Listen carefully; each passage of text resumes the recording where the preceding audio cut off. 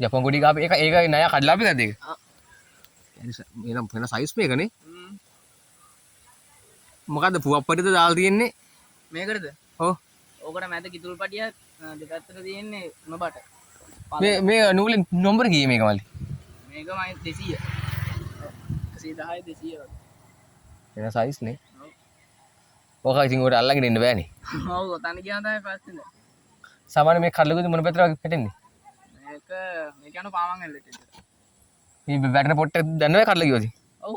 මේ මගුලක් නෑනේ. ඔය අතුකන කට්ටිය ඉන්න කොල්ලක් ගියට පස්සේ කට්ටිය අවුලද දෙනවා. මේක හැබැයි ලස්සනයි පාට නිලුයි කහයිනේ. රාහුලේ පාටනේ. කොහේද? ඈ? ආස්සෙන් තමයි ඔතන්න දැන් ඔතන්න බෑ තද වැඩි. තව ටිකක් මේ හුලඟ අඩු නිසා මහා වැහි හුල අමාර පැත්තේ තියෙනවනේ. මේකේ නයාගේ වෛද්‍යකාරයෝ ආවේ නැයිද? නෑ නෑ ආවේ නෑ. ඈ?